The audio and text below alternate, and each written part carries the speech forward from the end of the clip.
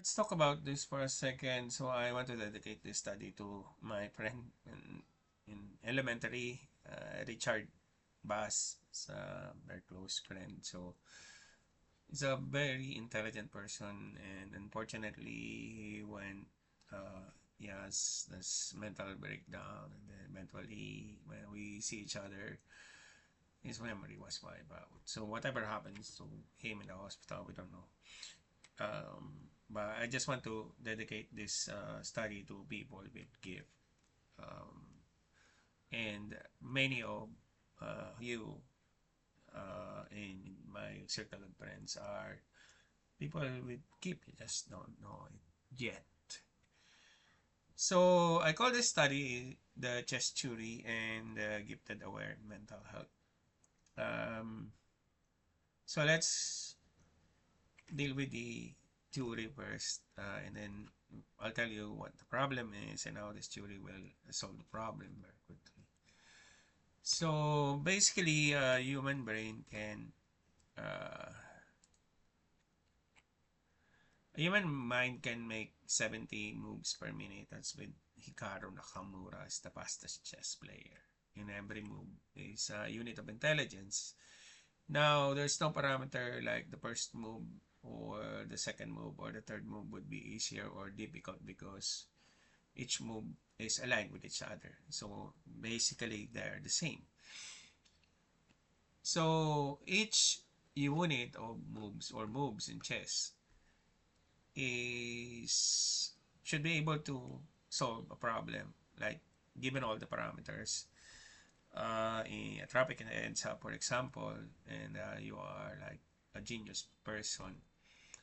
So if we give you all the parameters, these are the parameters that you need to consider, and then given the same unit or moves per minute, you should be able to make 70 solutions to the traffic and EDSA if you're a genius person. That's why, well, let's not talk about the politics of it. So, yeah.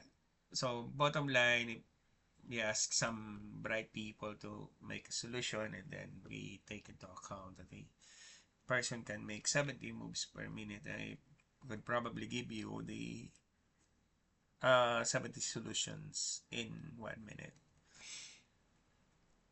So, these are the current unit of intelligence of AI. So you have the GPT, which is the generative pre-trained transformer. So generates human-like text and using deep contextual understanding. You have the convolutional neural network. It excels at visual pattern recognition used in image and video analysis. And then you have RNN, remembers and process sequence, ideal for time series and language modeling. And then you have the symbolic engines which uses rule-based logic and symbolic reasoning, common and expert system, and classical AI. Then we have the reinforcement agent, which learns optimal action through trials and reward, used in robotics and gaming and decision making. So those are the current unit of intelligence that we have for AI. Okay, so basically, I give the computer, I introduce to him a new unit called MPM. That's the move per minute. So that's basically for genius individual, it would be uh, 70 moves per minute. And then I tried asking the computer several questions, and I used the MPM for the problem. As you can see, how many moves can you resolve a Rubik's Cube? And it said, I can make just 20 moves from here, and the Rubik's Cube is probably solved. And I tried uh, giving the computer more complex solution like this and this. So, and then I can ask him how many moves can you make? Then he asked this much. And then, okay, why don't we not make use of NPM instead? And then it replied like, maybe it's a cheaper way to measure intelligence. And I was actually trying to do this when the sixth lecture of this part is supposed to be AI and human, and the how AI could help in the mental health diagnostic. But I have the seminar at mental health at the mental health PH, and these things arrived, and I have to make this one. So the computer is suggesting that moves per minute could be used as a measure of intelligence, and the other equivalent of that is in chess it's MPM, in Rubik's Cube it's revolution per minute, and other strategy could be decision per minute. Processing speed, decision making, and problem solving, that would be the insight. The limitation is it's domain specific, quality versus quantity, and then contextual factor, and move quality, move consistency, and adaptability. But the thing is, if you use move per minute in mental health diagnostic, it could give you this a lot of benefit. You can measure the attention and focus, you can measure anxiety and stress, you can measure depression, motivation, and flexibility, and executive function. So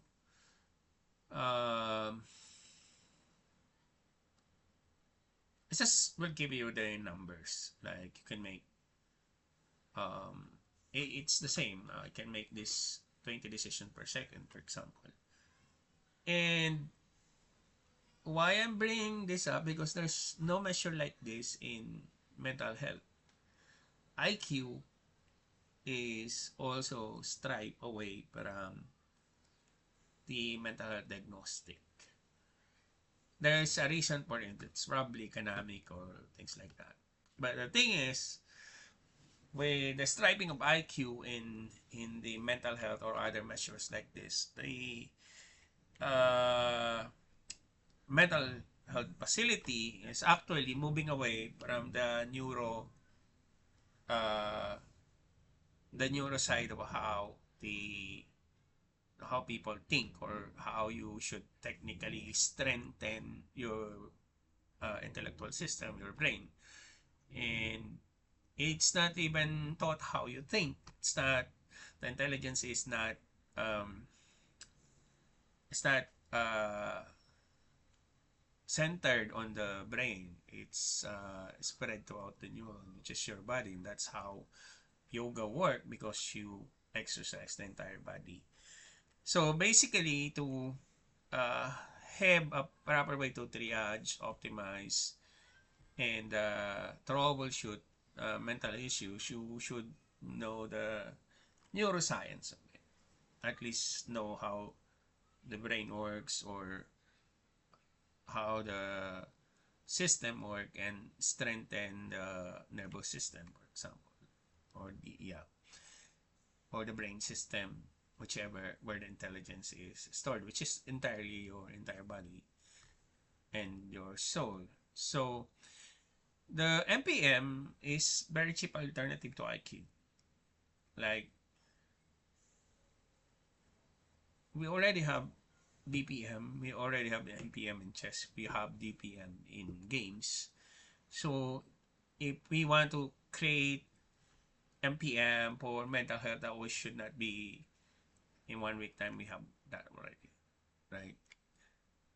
If the patient can, if we can count how many decisions the patient can do right at the same time, we should be able to give the figure of his intelligence. So the thing is, without the intelligence factor for the diagnosis, you would be misdiagnosed for ADHD, PTSD, bipolar, and things like that. And it's very difficult for an intelligent person because that mental health symptoms is moving from one disorder to another, which is not actually a disorder because you're intelligent. It's just a misdiagnosis. So the possibility that you would be misdiagnosed is very high. It's 20 to 30%.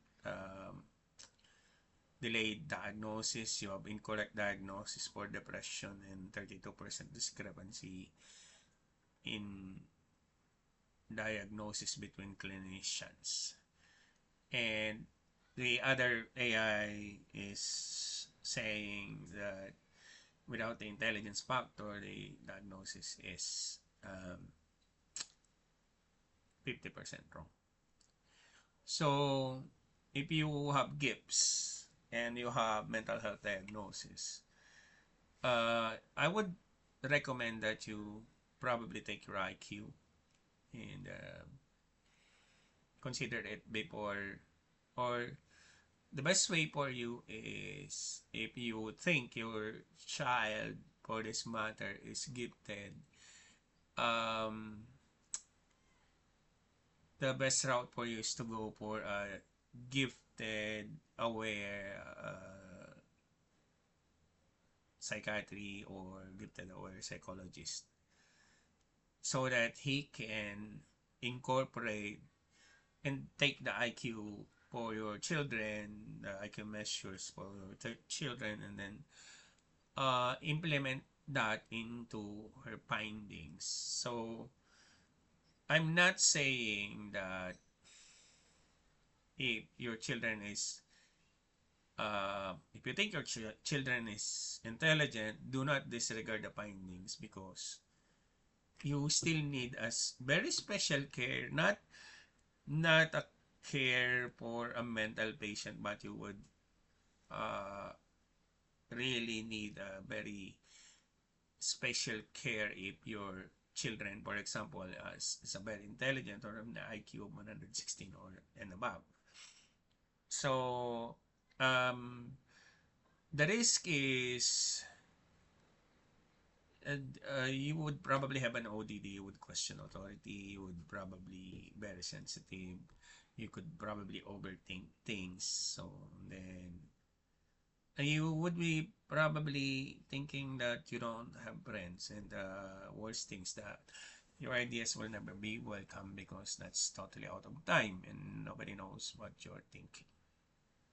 So I suggest that you still have the mental health care, but not for the one who has mental illness, but a mental health care for the gifted ones. That's why we call it gifted aware mental health. So these are the without DPM or without IQ in the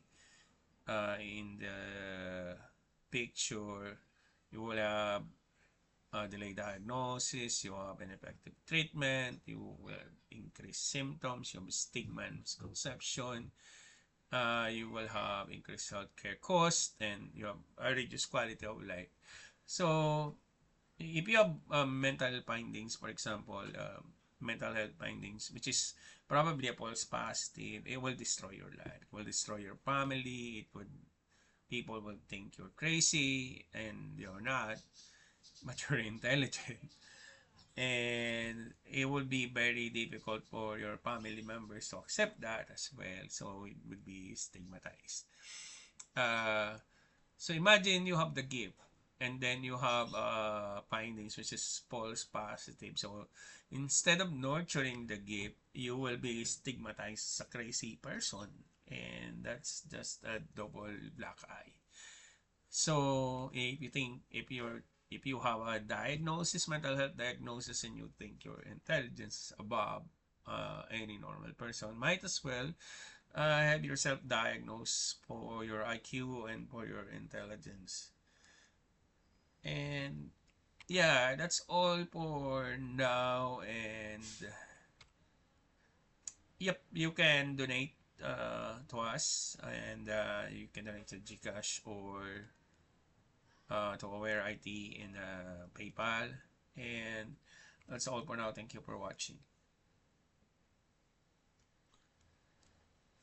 And then, yeah, you can contact me on WhatsApp and email me if you need something. If you want help on developing tools that will be using MPM instead of IQ, which is a lot cheaper, and we can have test subject, just contact me.